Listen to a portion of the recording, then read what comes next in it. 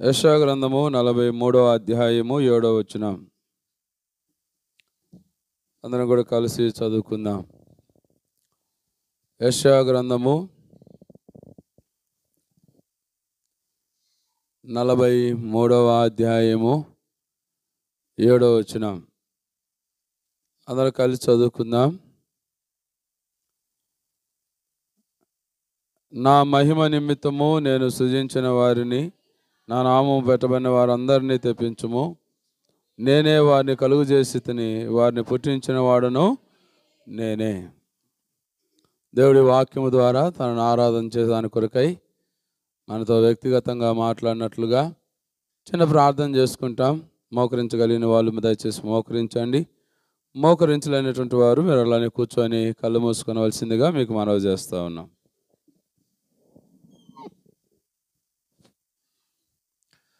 ప్రేమ కలిగిన తండ్రి, దయగలిగిన దేవ, యేసు క్రీస్తు వారి ఘనమైన శ్రేష్టమైన నామంలో మీ పాదములకు వందనములు స్తోత్రములు చెల్లిస్తూ ఉన్నాం. దయగలిగిన తండ్రి, గడిచిన సంవత్సరం అంతా మీరు కాపాడినారు. ఒక నూతన సంవత్సరాన్ని మా జీవితాల్లో మీరు దయా కిరీటముగా ధరింపజేస్తూ వచ్చినందుకై మీకెంతో వందనములు స్తోత్రములు చెల్లిస్తూ ఉన్నాం. ఈ నూతన సంవత్సరంలో ఈ ప్రారంభ గడియలలో మిమ్మల్ని స్తుతించేదాని కొరకై, మిమ్మల్ని ఆరాధించి మహిమపరిచేదాని కొరకై మీ వాక్యాన్ని మేము ధ్యానం చేసుకొనబోతుండగా మీ వాక్యం ద్వారా మాతో మాట్లాడుతూ రండి. మా హృదయాల్లో కృతజ్ఞతా బుద్ధిని పుట్టించండి. ఆత్మతో సత్యముతో ఆరాధించగలిగే దాని కొరకై మమ్మల్ని సిద్ధపరుస్తూ రమ్మని చదవని వాక్య భాగమును ఆశీర్వదించండి. బలహీన దాసుని నన్ను కూడా మీ సిలువ చాటును మరుగుపరుచుకున్నాండి. వినగలిగే చెవి, గ్రహించగలిగే హృదయము, ఆరాధన చేసేటువంటి నోరు మాకు అనుగ్రహిస్తూ రమ్మని మమ్మల్ని మీ చేతులకు అప్పగించుకుంటూ మెలకువగా ఉండగలుగుతూ సహాయం చేయమని యేసు ప్రభు నామములో అడిగి వేడుకుంటున్నాము తండ్రి, ఆమేన్.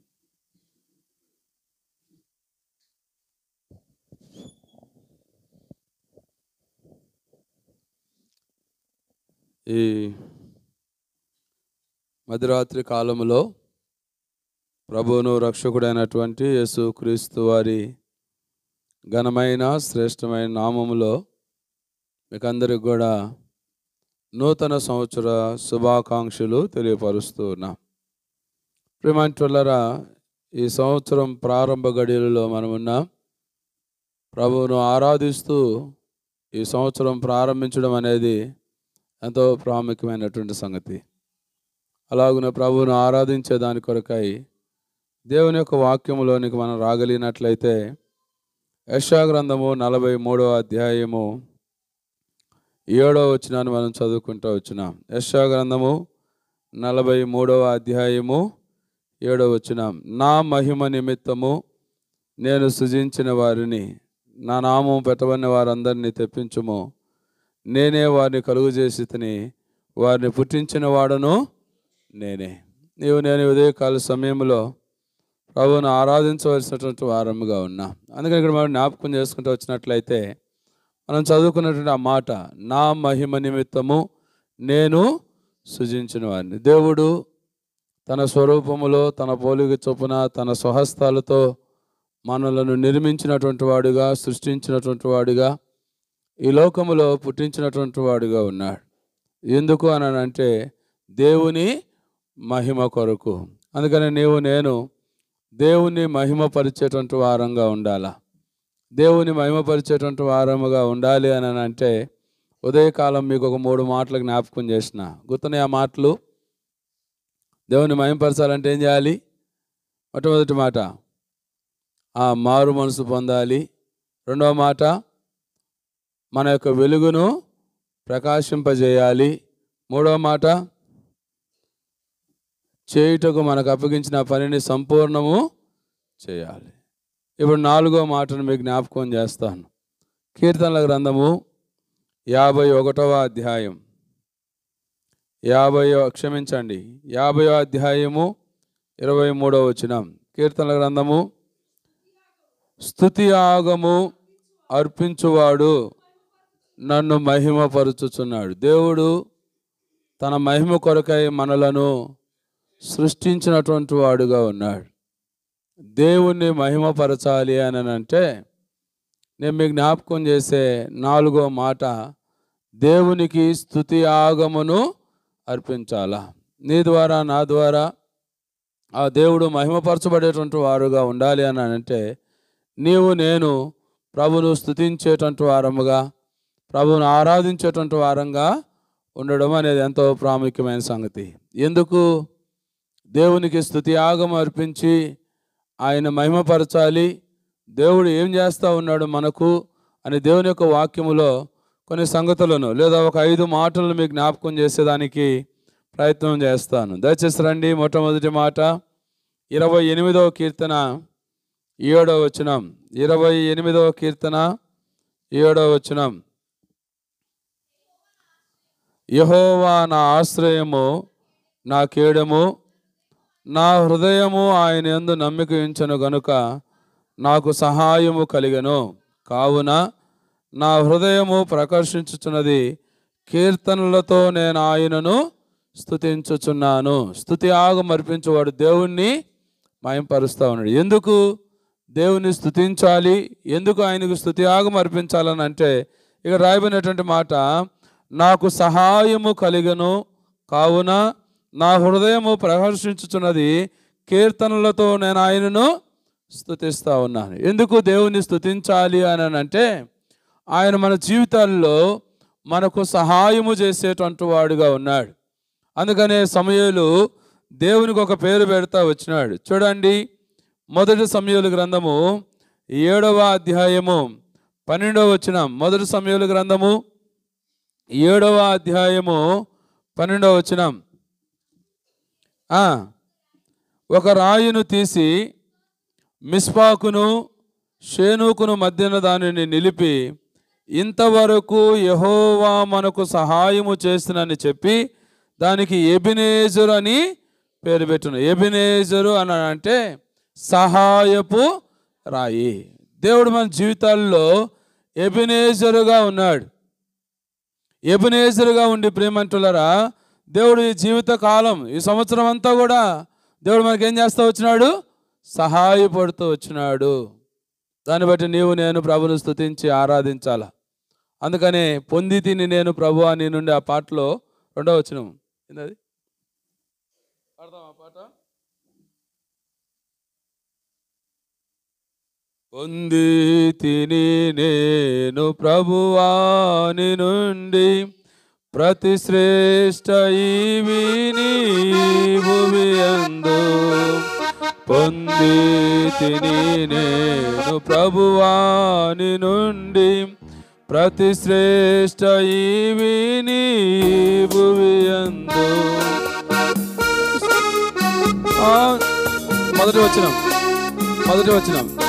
జీవిత యాత్రలో సాగి వచ్చితిని, జీవిత యాత్రలో సాగి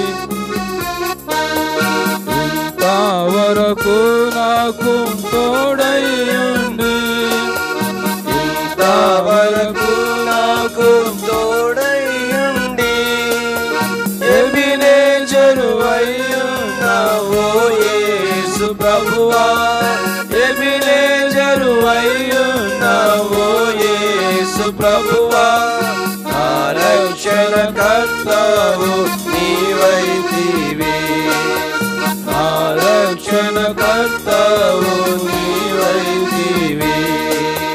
పొందితిని నేను ప్రభువా నీ నుండి ప్రతి శ్రేష్ఠ ఈవి భూమి యందు, పొందితిని నేను ప్రభువా నీ నుండి ప్రతి శ్రేష్ఠ ఈవి భూమి యందు.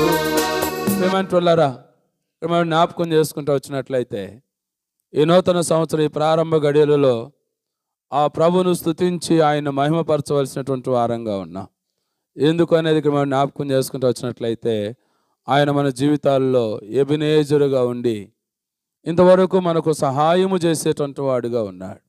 అందుకని 118వ కీర్తనలో మాట మనం గమనిస్తూ వచ్చినట్లయితే దయచేసి చూడండి. 118వ కీర్తన 13వ వచనం, 118వ కీర్తన 13వ వచనం. నేను పడునట్లు నీవు నన్ను గట్టిగా తోసితివి, యెహోవా నాకు సహాయము చేసెను అని అంటాడు. చాలాసార్లు లోకములో ప్రేమంటే మనం పడాలని అనేకులు మనల్ని తోసేటువంటి వారుగా ఉన్నారు.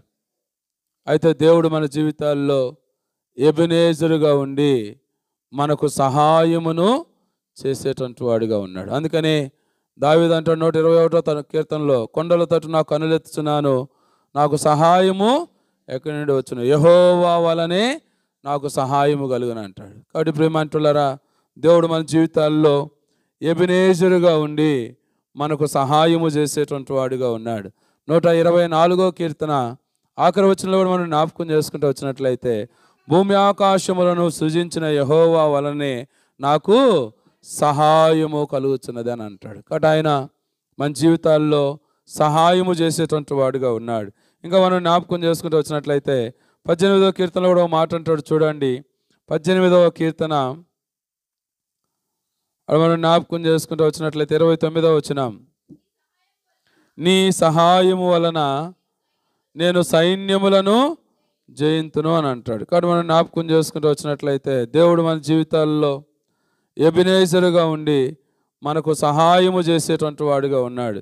20వ కీర్తన 1వ వచనం, 20వ కీర్తన 1వ వచనం, ఆపత్తు కాలమందు యెహోవా నీకు ఉత్తరం ఇచ్చును, యాకోబు దేవుని నామం నిన్ను ఉద్ధరించును గాక, పరిశుద్ధ స్థలములో నుండి ఆయన నీకు సహాయము చేయునుగాక. ఈ లోకములో ప్రేమంటాడు ఆయన మనకు సహాయము చేసేటువంటి వాడుగా, ప్రేమంటాడు పరిశుద్ధ స్థలములో నుండి ఆ భూమి ఆకాశములను సృజించినటువంటి ఆ దేవుడు మన జీవితాల్లో మనకు సహాయమును చేసేటువంటి వాడుగా ఉన్నాడు. అందుకని యెషయా గ్రంథం 41వ అధ్యాయంలో కూడా మాట మనం గమనిస్తూ వచ్చినట్లయితే, దయచేసి చూడండి, యెషయా గ్రంథము 41వ అధ్యాయము 13, 14 వచనాలు. నేను భయపడకుము, నేను నీకు సహాయము చేయుదునని చెప్పి నీ కుడి చేతిని పట్టుకొని ఉన్నాను. పురుగు వంటి యాకోబు, స్వల్ప జనమగు ఇశ్రాయేలు, భయపడుకుడి, నేను నీకు సహాయము చేయుచున్నాను. కాబట్టి మన జీవితాల్లో ప్రేమంటే వాళ్ళు ఎంతో బలహీనమైనప్పటికీ, అందుకని ఇక్కడ అంటాడు, పురుగు వంటి యాకోబు, స్వల్ప జనమగు ఇశ్రాయేలు, భయపడకుము, నేను నీకు ప్రేమంటే ఆయన మన జీవితాల్లో ఎబెనేజరుగా ఉండి మనకు సహాయము చేసేటువంటి వాడుగా, ప్రేమంటులారా మనము భయపడుకున్నట్లుగా ఆయన మన కుడి చేతిని పట్టుకొని ఉన్నాడు. దాన్ని బట్టి నీవు నేను ప్రభువును స్తుతించి ఆరాధించవలసినటువంటి వారంగా ఉన్నాం. దేవుడు తన మహిమ కొరకే మనల్ని సృజించినాడు. ఆయనను మహిమపరచాలి అని అంటే ఆయనకు స్తుతియాగము అర్పించాలి. ఆయన స్తుతించేటువంటి వారముగా ఉండాలి. ఎందుకు ఆయన స్తుతించి ఆయన మహిమపరచాలి అని అంటే, ఆయన మన జీవితాల్లో ఎబెనేజరుగా ఉండి మనం వెళ్ళేటువంటి పరిస్థితులన్నిటిలో కూడా ఆయన మనకు సహాయమును చేసేటువంటి వాడుగా ఉన్నాడు. దాన్ని బట్టి మొట్టమొదటిగా, ఆ తర్వాత రెండోదిగా ఇంకో మాట మనం గమనిస్తూ వచ్చినట్లయితే, దయచేసి చూడండి, యెషయా గ్రంథము 12వ అధ్యాయం 1వ వచనం దయచేసి చదవండి.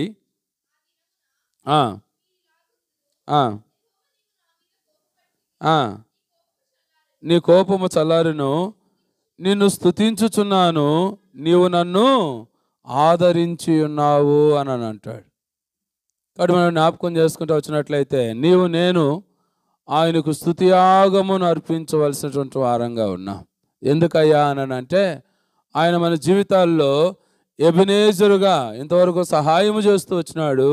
ఇక ముందును ఆయన సహాయమును చేసేవాడు. దాన్ని బట్టి స్తుతించాలా. రెండోది ఇక్కడ మనం గమనిస్తూ వచ్చినట్లయితే, ఇక్కడ రాయబడినటువంటి ఆ మాట మనం గమనిస్తూ వచ్చినట్లయితే, నిన్ను స్తుతించుచున్నాను, నీవు నన్ను ఆదరించి ఉన్నావు. దేవుడిని నా జీవితంలో నిన్ను నన్ను ఆదరించేటువంటి వాడుగా ఉన్నాడు. యెషయా గ్రంథంలో ఒక మాట మనం జ్ఞాపకం చేసుకుంటూ వచ్చినట్లయితే, దయచేసి చూడండి, యెషయా గ్రంథము 54వ అధ్యాయము 11వ వచనం,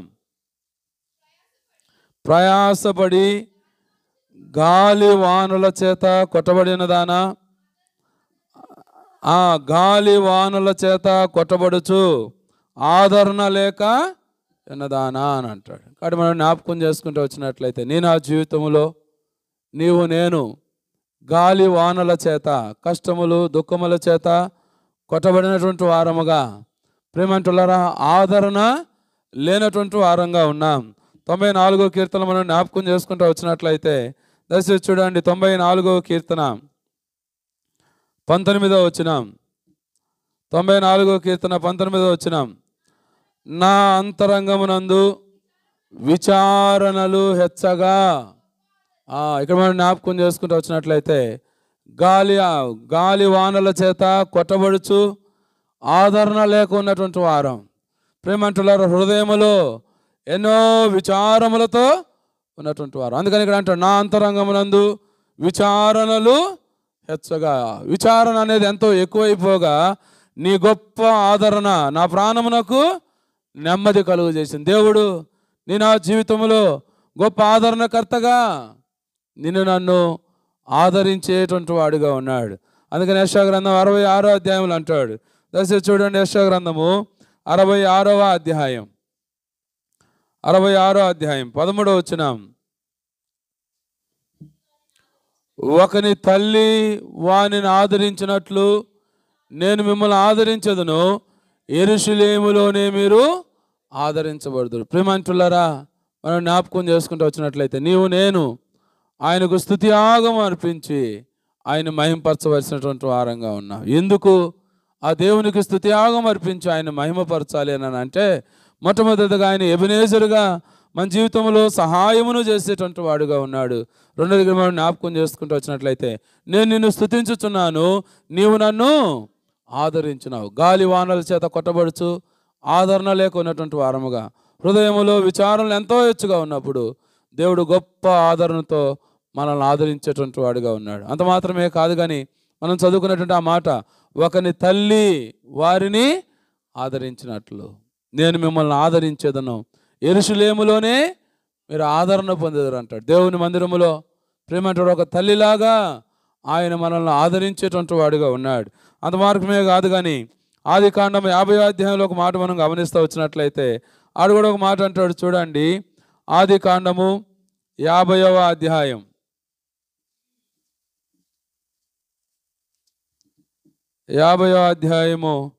21వ వచనం. కాబట్టి భయపడుకుడి, నేను మిమ్ములను మీ పిల్లలను పోషించదనని చెప్పి వారిని ఆదరించి వారితో ప్రీతిగా. ప్రేమంటులారా, ఆయన మనల్ని ఆదరించేటువంటి వాడు. అందుకని ఇక్కడ అంటాడు, భయపడుకుడి, నేను మిమ్మలను మీ పిల్లలను పోషించేదనని చెప్పి ఆయన మనలను ఆదరించి మనతో ప్రీతిగా మాట్లాడేటువంటి వాడుగా ఉన్నాడు. అందుకని మనం జ్ఞాపకం చేసుకుంటూ వచ్చినట్లయితే కొరింథీయులకు రాసినటువంటి 2వ పత్రిక 1వ అధ్యాయంలో కూడా మనం జ్ఞాపకం చేసుకుంటూ వచ్చినట్లయితే పౌలు అంటాడు, ఎట్టి శ్రమలోనున్న వారినైనను ఆదరించుటకు శక్తి గలవారు అన్నట్లు ఆయన మా శ్రమలన్నిటిలో మమ్ములను ఆదరించను. ఎటు గొప్ప ఆదరణకర్త అయినటువంటి దేవుణ్ణి నీవు నేను ఉదయకాల సమయంలో స్తుతించి ఆరాధించవలసినటువంటి వారంగా ఉన్నా. అందుకని యెషయా భక్తుడు అంటా ఉన్నాడు, నేను నిన్ను స్తుతించుచున్నాను, నీవు నన్ను ఆదరించి ఉన్నావు. కాబట్టి ఉదయకాల సమయంలో ప్రేమంటులారా, ప్రభువుకు స్తుతియాగమును అర్పించి ఆయన ఏం చేయాలి, మనము మహిమపరచాలా. ఎందుకనంటే ప్రేమంటులారా, గాలి వానల చేత కొట్టబడుతూ ఆదరణ లేకుండా హృదయములో విచారణ ఎంతో హెచ్చుగా ఉన్నటువంటి మనలను ఆయన ఆదరించేటువంటి వాడిగా ఉన్నాడు. ఆయన మనల్ని ఆదరించి మన హృదయంలో గొప్ప నెమ్మదిని కలుగు చేసేటువంటి వాడిగా ఉన్నాడు. ఒకని తల్లి వాడిని ఆదరించినట్లుగా ఆయన మనల్ని ఆదరిస్తూ ఆయన మనల్ని ఆదరించి మనతో ప్రీతిగా మాట్లాడేటువంటి వాడిగా ఉన్నాడు మనం వెళ్ళే పరిస్థితులు అన్నిటిలో. అందుకనే పౌలు ఆ మాట, ఎట్టి శ్రమలో ఉన్నవారినైనను ఆదరించుటకు శక్తి గలవారు. ఆయన మా శ్రమలన్నిట్లో, మనం వెళ్ళేటువంటి పరిస్థితులన్నిటిలో ఆయన మనల్ని ఆదరించేటువంటి వాడు. దాన్ని బట్టి రెండవదిగా ఉదయకాల సమయంలో ప్రభువును స్తుతించి ఆయన మహిమపరిచేటువంటి వారంగా ఉండడం అనేది ఎంతో ప్రాముఖ్యమైన సంగతి. మూడవదిగా ఇంకో మాట మనం గమనిస్తూ వచ్చినట్లయితే 119వ కీర్తన 164వ వచనం. 119వ కీర్తన, నీ న్యాయ విధులను బట్టి దినమునకు 7 మారులు నిన్ను స్తుతించుచున్నాను. నీవు నేను దేవునికి స్తుతి యాగమును అర్పించి ఆయన మహిమపరచవలసినటువంటి వారంగా ఉన్నాం. ఎందుకనంటే ఆయన ఎబెనేజరుగా మన జీవితాల్లో సహాయము చేసేటువంటి వాడుగా ఉన్నాడు. అది మాత్రమే కాదు కానీ ప్రియమంటులారా, మనం వెళ్ళే పరిస్థితులన్నిటిలో ఆయన మనలను తల్లివలే ఆదరించి ఆయన మనతో ప్రీతిగా మాట్లాడేటువంటి వాడుగా ఉన్నాడు. మూడవదిగా మనం జ్ఞాపకం చేసుకుంటూ వచ్చినట్లయితే ప్రియమంటులారా, ఆయన న్యాయ విధులను బట్టి ఆయనను స్తుతించవలసినటువంటి వారంగా ఉన్నాం. దేవుని యొక్క న్యాయ విధులను గురించి కొన్ని మాటలు మనం జ్ఞాపకం చేసుకుంటూ వచ్చినట్లయితే 19వ కీర్తన 9వ వచనం, 19వ కీర్తన 9వ వచనం, భయము పవిత్రమైనది, అది నిత్యము నిల్చును.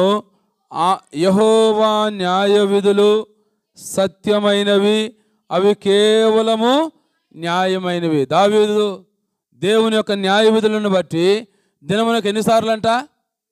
మనం వారానికి ఒకసారి కూడా ప్రభువును స్తుతించాం. వారానికి ఒకసారి కూడా ప్రభువును స్తుతించాం. అయితే దావీదు దినమునకు 7 మార్లు దేవుణ్ణి స్తుతిస్తూ ఉన్నాడు. ఎందుకంటే ఆయన న్యాయ విధులు ఎలాంటివి అనేది దావీదు ఎరుగుడు. అందుకని మనం జ్ఞాపకం చేసుకుంటూ వచ్చినట్లయితే నీ న్యాయ విధులు ఎంతో సత్యమైనవి. ఇంకా మనం జ్ఞాపకం చేసుకుంటూ వచ్చినట్లయితే ఇక్కడ అంటాడు అవి న్యాయమైనవి, అవి కేవలము న్యాయమైనవి అని అంటాడు. అంత మాత్రమే కాదు కానీ 119వ కీర్తన 137వ వచనం దయచేసి చూడండి. 119వ కీర్తన 137వ వచనం, యెహోవా నీవు నీతిమంతుడవు, నీ న్యాయ విధులు యథార్థమైనవి. దేవుడు న్యాయ విధులు ఎంతో సత్యమైనటువంటివి. దేవుని న్యాయ విధులు న్యాయము కలిగినటువంటివి. దేవుని న్యాయ విధులు అవి యథార్థమైనటువంటివి. అలాంటి న్యాయ విధులను ఆయన మనకు బోధించేటువంటి వాడుగా ఉన్నాడు. అందుకనే జెఫన్యా గ్రంథం 3వ అధ్యాయము 5వ వచనం, జెఫన్యా గ్రంథము 3వ అధ్యాయము 5వ వచనం, అయితే న్యాయము తీర్చు యెహోవా దాని మధ్యనున్నాడు, ఆయన అక్రమము చేయువాడు కాడు, అనుదినము తప్పకుండా ఆయన న్యాయ విధులను బయలుపరుస్తూ ఉన్నాడు. దేవుడు న్యాయ విధులను బట్టి ఆయన స్తుతించాలా. ఆయన న్యాయ విధులు ఎంతో సత్యమైనటువంటివి, అవి కేవలము న్యాయమైనవి. ఆయన న్యాయ విధులు యథార్థమైనటువంటి, అలాంటి సత్యమైన న్యాయమైన యథార్థమైనటువంటి ఆ న్యాయ విధులు అనుదినము తప్పకుండా మనకేం చేస్తూ ఉన్నాడంట? బోధించేటువంటి వాడుగా ఉన్నాడు. అందుకని ఇక్కడ రాయబడిన మాట ఇక్కడ మనం గమనిస్తూ వచ్చినట్లయితే అడంటాడు తప్పకుండా ఆయన న్యాయ విధులు మనకేం చేస్తూ ఉన్నాడు?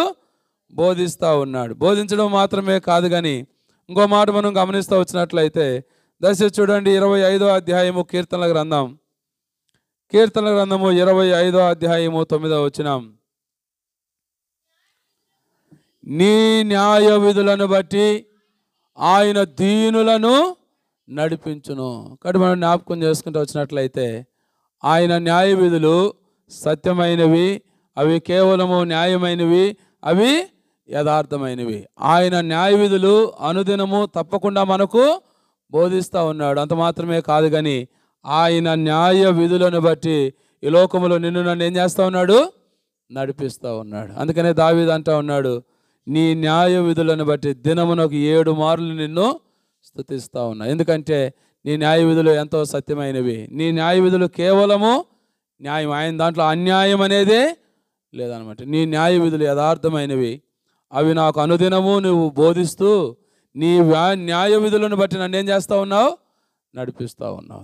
నేను కూడా ఈ రాత్రికాల సమయంలో ప్రభును స్తుతించి ఆరాధించాలి. ఎందుకయ్యానంటే ఆయన న్యాయ విధులను బట్టి, ఆయన న్యాయ విధులు నిన్ను నాకు బోధించి నిన్ను నన్ను ఈ లోకములో నడిపిస్తూ ఉన్న దాన్ని బట్టి మూడవదిగా ప్రభును స్తుతించి ఆరాధించవలసినటువంటి వారంగా ఉన్నాం. స్తుతి యాగమును అర్పించువాడు నన్ను మహిమపరుస్తూ ఉన్నాడు. ఈ రాత్రికాల సమయంలో దేవుణ్ణి మహిమపరిచేటువంటి వారంగా ఉండాలని అంటే ప్రియమంటారు ఆయన స్తుతి యాగం అర్పించాలి. ఆయనకు స్తుతిని అర్పించేటువంటి వారంగా ఉండాలి. ఎందుకు ఆ దేవునికి స్తుతి యాగం అర్పించి మనం మహిమపరచాలి అని అంటే ప్రియమంటారు ఇక్కడ మనం జ్ఞాపకం చేసుకుంటూ వచ్చినట్లయితే ఆయన మన జీవితాల్లో ఎబెనేజరుగా ఉన్నాడు, మనకు సహాయము చేసేటువంటి వాడుగా ఉన్నాడు. రెండవదిగా మనం జ్ఞాపకం చేసుకుంటూ వచ్చినట్లయితే ఆయన మన జీవితాల్లో ఆదరించేటువంటి వాడుగా, మనం వెళ్ళే పరిస్థితులన్నిటిలో, మనకు కలిగిన శ్రమలన్నిటిలో ఆయన మనల్ని ఆదరిస్తూ ఉన్నాడు. దాన్ని బట్టి రెండోదిగా ప్రభువును స్తుతించాలా. మూడోదిగా మనం జ్ఞాపకం చేసుకుంటూ వచ్చినట్లయితే ఆయన న్యాయ విధులను బట్టి ఆయన మనము స్తుతించాలి. ఆయన న్యాయ విధులు ఎంతో యథార్థమైనవి, అవి సత్యమైనవి, కేవలము న్యాయమైనటువంటివి. ఆ న్యాయ విధులను అనుదినము తప్పకుండా మనకు బోధిస్తూ ఆ న్యాయ విధులను బట్టి మనల్ని లోకములో నడిపిస్తూ ఉన్నాడు. ఇది మూడవ మాట. నాలుగవ మాటను మనం జ్ఞాపకం చేసుకుంటూ వచ్చినట్లయితే కీర్తనల గ్రంథము 30వ అధ్యాయము 12వ వచనం. కీర్తనల గ్రంథము 30వ అధ్యాయము 12వ వచనం. నీవు నా గోనె పట్టును విడిపించి సంతోష వస్త్రమును నాకు ధరింపజేసి ఉన్నావు. యెహోవా నా దేవా, నిత్యము నేను నిన్ను స్తుతించెదను. ఎందుకు దేవుని స్తుతించాలి అని అంటే నేను జ్ఞాపకం చేసే నాలుగో మాట, నీవు నా గోనె పట్టును విడిపించి. గోనె పట్ట అనేటువంటి మాట దుఃఖమును, కన్నీటిని, బాధను జ్ఞాపకం చేస్తూ ఉన్నాయి. ప్రభు స్తోత్రం. దేవుడు గడిచిన దినాల్లో మన జీవితంలో వచ్చినటువంటి ప్రతి కన్నీటిని, దుఃఖమును, బాధను, ఆ నిట్టూర్పును ఆయన తీసివేసేటువంటి వాడుగా ఈ నూతన సంవత్సరంలో నేను ఆ జీవితంలో నీకు నాకు సంతోష వస్త్రమును ధరింపజేసేటువంటి వాడుగా ఉన్నాడు. దాన్ని బట్టి నీవు నేను ఉదయకాల సమయంలో ప్రభును స్తుతించి ఆరాధించవలసినటువంటి వారంగా ఉన్నాం. అందుకని హబక్కు ఒక మాట అంటాడు చూడండి. హబక్కు గ్రంథము 3వ అధ్యాయం, హబక్కు గ్రంథము 3వ అధ్యాయము అక్కడ మనం జ్ఞాపకం చేసుకుంటూ వచ్చినట్లయితే చదవండి ఆ మాటలు.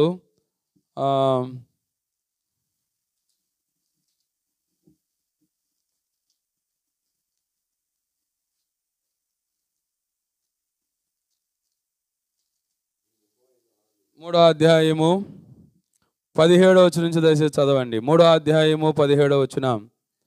అంజూరపు చెట్లు పూయకుండినను, ద్రాక్ష చెట్లు ఫలింపకపోయినను, ఒలివ చెట్లు కాపులేకయుండినను, చేనిలోని పైరు పంటకు రాకపోయినను, గొర్రెల దొడ్డిలో లేకపోయినను, శాలలో పశువులు లేకపోయినను, నేను యెహోవా యందు ఆనందించెదను, నా రక్షణకర్త అయిన దేవుని యందు నేను సంతోషించెదను. ప్రియమంటులారా, జ్ఞాపకం చేసుకుంటూ వచ్చినట్లయితే నీవు నా గోనె పట్టను విడిపించి సంతోష వస్త్రము నాకు, యెహోవా నా దేవా, నిత్యము నేను నిన్ను స్తుతిస్తాను. నీ నా జీవితంలో దేవుడు ఆ గోనె పట్టును, ఆ దుఃఖమును, ఆ కన్నీటిని, నిట్టూర్పును తీసివేసినాడు. అందుకని యెషయా మాట ఉంది, నీ దుఃఖ దినములు సమాప్తమాయనని అంటాడు.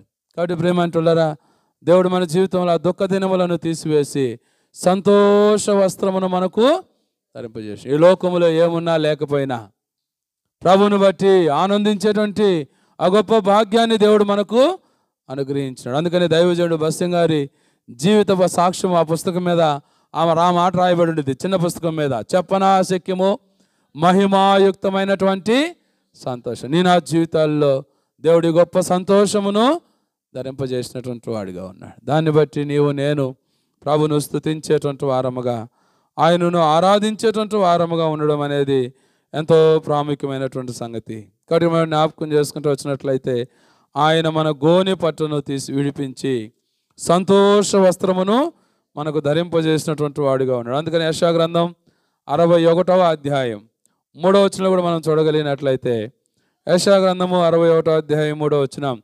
సియోనులో దుఃఖించు వారికి ఉల్లాస వస్త్రమును ధరింపజేయుటకును, బూడిదకు ప్రతిగా పూదండను, దుఃఖమునకు ప్రతిగా ఆనంద తైలమును, భారభరితమైన ఆత్మకు ప్రతిగా స్తుతి వస్త్రమును వారికిచ్చుటకు ఆయన నన్ను పంపి ఉన్నాడు. యెహోవా తను మహిమపరుచుకున్నట్లు నీతి అను మృతక వృక్షమని యెహోవా నాటిన చెట్టు అని వారికి, నీ ద్వారా నా ద్వారా దేవుడు మహిమపరచబడేదాని కొరకై. ప్రేమంటారు, మన జీవితంలో ఉన్నటువంటి ఆ దుఃఖమును, ఆ బూడిదను, ఇంకా మనం జ్ఞాపకం చేసుకుంటూ వచ్చినట్లయితే ఆ నిట్టూర్పును ఆయన ఏం చేసినాడంట? తీసివేసినాడు. ఆ భారభరితమైనటువంటి ఆత్మను ఆయన తీసివేసినాడు. స్తుతి వస్త్రమును నాకు ఆయన ధరింపజేసినటువంటి వాడుగా ఉన్నాడు. దాన్ని బట్టి ఉదయకాల సమయంలో ప్రభువును స్తుతించి ఆరాధించవలసినటువంటి వారంగా ఉన్నాం. స్తుతి ఆగమను అర్పించువాడు నన్ను మహిమపరుస్తూ ఉన్నాడు. ఎందుకు దేవునికి స్తుతి ఆగం అర్పించాలంటే ఇప్పుడు 4 మాటలు మీకు జ్ఞాపకం చేసినాను. మొట్టమొదటిగా ఎబెనేజరుగా సహాయపడతా ఉన్నాడు. రెండవదిగా ఆదరణకర్తగా, ఆయన మన జీవితాల్లో మనం వెళ్ళే పరిస్థితులన్నిటిలో ఆదరించేటువంటి వాడుగా ఉన్నాడు. మూడవదిగా ఆయన మనం జ్ఞాపకం చేసుకుంటూ వచ్చినట్లయితే ఆయన న్యాయ విధులను బట్టి ఆయన స్తుతించాలా. ఆయన తప్పకుండా తన న్యాయ విధులను మనకు బోధిస్తూ తన న్యాయ విధుల చేత మనలను నడిపిస్తూ ఉన్నాడు. నాలుగవదిగా మనం జ్ఞాపకం చేసుకుంటూ వచ్చినట్లయితే ఆ గోనె పట్టును విడిపించి సంతోష వస్త్రమును మనకు ధరింపజేసినాడు. ఇంకా అనేకమైన మాటలు ఉన్నాయి. అయితే ఇంకొక మాట మీకు జ్ఞాపకం చేస్తాను. దయచేసి రండి. యెషయా గ్రంథం 38వ అధ్యాయం. యెషయా గ్రంథము 38వ అధ్యాయము 18, 19 వచనాలు. పాతాళమున నీకు స్తుతి కలుగదు, మృతులు నీకు కృతజ్ఞతాస్తుతులు చెల్లించరు, సమాధిలోని దిగువారు నీ సత్యమును ఆశ్రయించరు, సజీవులు సజీవులే కదా నిన్ను స్తుతించుదురు. ఈ దినమున నేను సజీవుడునై నిన్ను స్తుతించుచున్నాను. దేవుని స్తుతించాలా. ఎందుకనంటే ఎందుకు సజీవులమైనటువంటి వారంగా ఉన్నాం. ఈ 2023వ సంవత్సరాన్ని ఒకసారి మనం వెనక చూస్తూ వచ్చినట్లయితే మనకంటే ఎంతో పేరు ప్రఖ్యాతులు అందసందములు ఐశ్వర్యములు కలిగినటువంటి వారు ఈ లోకములో తమ యాత్రను సాగించినారు. ఎంతో ఆరోగ్యం కలిగినటువంటి వారు, ఎంతో బాగా ఉన్నటువంటి వారు తమ యొక్క యాత్రను ఏం చేసినారు? సాలిస్తూ వచ్చినారు. ప్రభు స్తోత్రం. నేను నన్ను సజీవులనుగా ఉంచినాడు. నీవు నేను సజీవులమై ఆయన స్తుతించాలని, సజీవులమై ఆయన స్తుతించి ఆయన మహిమపరచాలని దేవుడు నిన్ను నన్ను ఇంతవరకు కూడా ఏం చేస్తూ వచ్చినాడంటే కాపాడుతూ వచ్చినాడు. సజీవుల లెక్కలో ఉంచినాడు. నీవు నేను సజీవుడమైతే ఆ ప్రభుని ఏం చేయాలా? స్తుతించేటువంటి వారు. సజీవులే కదా నిన్ను స్తుతించెదరు. నేను సజీవుడునై నిన్ను స్తుతిస్తా ఉన్నా. ప్రభా, ఈ 2023వ సంవత్సరం అంతా కూడా కాపాడినావు. ఈ 2024వ సంవత్సరంలో నన్ను సజీవుల లెక్కలో ఉంచినావు. సజీవుడు అయినటువంటి నిన్ను స్తుతించేదానికి నన్ను సజీవుల లెక్కలో ఉంచినావు. దాన్ని బట్టి నేను నిన్ను స్తుతిస్తూ ఉన్నానని చెప్పి ఈ ఉదయకాల సమయంలో ప్రభును స్తుతించేటువంటి వారంగా ఉండడం అనేది ఎంతో ప్రాముఖ్యమైన సంగతి. 118వ కీర్తనలో మాట చదువుకుందాం. దయచేసి రండి. 118వ కీర్తన 17, 18 వచనాలు. నేను సావను, సజీవుడనై యెహోవా క్రియలను వివరించెదను. యెహోవా నన్ను కఠినముగా శిక్షించినే గాని ఆయన నన్ను మరణమునకు అప్పగించలేదు. నేను వచ్చినట్లు నీతి గుమ్మములను తీయుడి, నేను వాటిలో ప్రవేశించి యెహోవాకు కృతజ్ఞతాస్తుతులు చెల్లించేదను. కాబట్టి మనం జ్ఞాపకం చేసుకుంటూ వచ్చినట్లయితే ఒకవేళ దేవుడు ఈ సంవత్సరం దినాల్లో ఆయా పరిస్థితులను బట్టి ఆయన మనల్ని కఠినముగా శిక్షించి ఉండవచ్చునేమో కానీ అయితే ఆయన మనల్ని ఏం చేయలేదు? మరణమునకు అప్పగించలే. ప్రభు స్తోత్రం. దాన్ని బట్టి నీవు నేను ఈ యొక్క ఉదయకాల సమయంలో, ఈ రాత్రికాల సమయంలో ప్రభును స్తుతించి ఆరాధించవలసినటువంటి వారంగా ఉన్నాం. సజీవులే కదా నిన్ను స్తుతించెదరు. నేను సజీవుడునై నిన్ను నన్ను దేవుడు సజీవులుగా ఉంచిన దాన్ని బట్టి ప్రేమంటున్నారా, ఆయన మనల్ని కఠినముగా శిక్షించినాడు కానీ మరణానికి అప్పగించలేదు. ఎన్నో మరణాపాయకరమైనటువంటి పరిస్థితులు గుండా మనం వెళ్ళి ఉండవచ్చు. ఈ సంవత్సరంలో మరణానికి దగ్గరగా పోయి వచ్చి ఉండవచ్చు. బ్రతుకుదమైన నిరీక్షణ లేకుండా ఉండవచ్చు. అయినా కానీ ఆయన మనల్ని మరణానికి అప్పగించలా. మరణమును జీవము ఆయన వశములో ఉన్నాయి. బ్రతికించువాడు, మృతునందించువాడు ఆయనే. అలాంటి ప్రభువు నిన్ను నన్ను సజీవులుగా ఉంచినాడు. ఆ సజీవుడైనటువంటి దేవుణ్ణి స్తుతించేదాని కొరకై. అందుని బట్టి ఉదయకాల సమయంలో సజీవులమైతే ఆయన ఏం చేయాలా? స్తుతి ఆగమని అర్పించి, ఆయనకు స్తుతి ఆగమం అర్పించి ఆయనను మహిమపరచాలా. నా మహిమ నిమిత్తము నేను సృజించిన వారిని. అందులో మీకు జ్ఞాపకం చేసే 4వ మాట, దేవుణ్ణి మనం మహిమపరిచేటువంటి వారంగా ఉండాలంటే ఆయనకు స్తుతి ఆగము అర్పించాలా. ఎందుకు ఆ దేవునికి స్తుతి ఆగం అర్పించి ఆయన మహిమపరచాలని అంటే 5 మాటలు మీకు జ్ఞాపకం చేస్తూ వచ్చినాను. గుర్తున్నాయి కదా 5 మాటలు. మొట్టమొదటి మాట ఏంది? ఎబెనేజరుగా మన జీవితంలో సహాయము చేసేటువంటి వాడుగా ఉన్నాడు. మనం వెళ్ళే పరిస్థితులన్నింటిలో ఆయనకు మనకు సహాయము చేస్తూ మన కుడి చెయ్యి పట్టుకొని ఉన్నాడు. దాన్ని బట్టి ప్రభును స్తుతించాలా. రెండవదిగా ఆదరణకర్త అయిన దేవుడు గాలివానుల చేత కొట్టబడుతూ ఆదరణ లేకున్నటువంటి మనకు విచారణలు ఎంతో హెచ్చుగా ఉన్నటువంటి మనలను ఆయన ఆదరించినటువంటి వాడుగా ఉన్నాడు. ఆయన మనల్ని ఆదరించి మనతో ప్రీతిగా మాట్లాడేటువంటి వాడుగా, మనం వెళ్ళే పరిస్థితులన్నింటిలో, మన శ్రమలన్నింటిలో ఆయన మనల్ని ఆదరిస్తూ ఉన్నాడు. దాన్ని బట్టి రెండోదిగా ప్రభువును స్తుతించి ఆరాధించవలసినటువంటి వారంగా ఉన్నాం. మూడోదిగా దావీదు అంటా ఉన్నాడు, నీ న్యాయ విధులను బట్టి దినమునకు 7 మార్లు నిన్ను స్తుతిస్తాం. దేవుని న్యాయ విధులను బట్టి దేవుని స్తుతించాలి. ఎందుకంటే ఆయన న్యాయ విధులు ఎంతో యథార్థమైనవి, ఆయన న్యాయ విధులు ఎంతో సత్యమైనవి, ఆయన న్యాయ విధులు కేవలము న్యాయము కలిగినటువంటివి. అలాంటి న్యాయ విధులను అనుదినం అంటే ప్రతిరోజు మనకు తప్పకుండా వాటిని బోధిస్తూ ఉన్నాడు. వాటిని బోధిస్తూ తన న్యాయ విధుల చొప్పున ఈ లోకంలో మనలను నడిపిస్తూ ఉన్నాడు. దాన్ని బట్టి నీవు నేను మూడోదిగా ప్రభును స్తుతించి ఆరాధించాలా. నాలుగోదిగా మనం జ్ఞాపకం చేసుకుంటూ వచ్చినట్లయితే ఆయన మన గోని పట్టును విడిపించి సంతోష వస్త్రమును మనకు ధరింపజేసినాడు. ఈ లోకములో ఈ గత సంవత్సరంలో మనం వెళ్ళినటువంటి ఆ పరిస్థితులు, దుఃఖము, నిట్టూర్పు, కన్నీరు, ఇలాంటి పరిస్థితులన్నిటి కూడా మనం వెళ్ళి ఉండవచ్చు. అయితే దేవుడు ఏమంటున్నాడంటే, నేను వాటి నుండి విడిపించి సంతోష వస్త్రమును ధరింప. ఈ లోకంలో ఏమున్నా లేకపోయినా హబక్కు వలె ఆ రక్షణకర్త అయిన దేవుని యందు సంతోషించినట్లుగా ప్రియమంటులారా, చెప్పనాశక్యము మహిమాయుక్తమైనటువంటి ఆ సంతోషమును దేవుడు మన హృదయాల్లో ఉంచినటువంటి వాడుగా ఉన్నాడు. దాన్ని బట్టి నాలుగోదిగా ప్రభును స్తుతించి ఆరాధించాలి. ఐదో మాట, సజీవులే కదా నేను స్తుతించదురు, ఈ దినమున సజీవుడై నిన్ను స్తుతిస్తా ఉన్నా. ఆయన సజీవులనుగా ఉంచినాడు, మనల్ని మరణానికి అప్పగించలేదన్నమాట.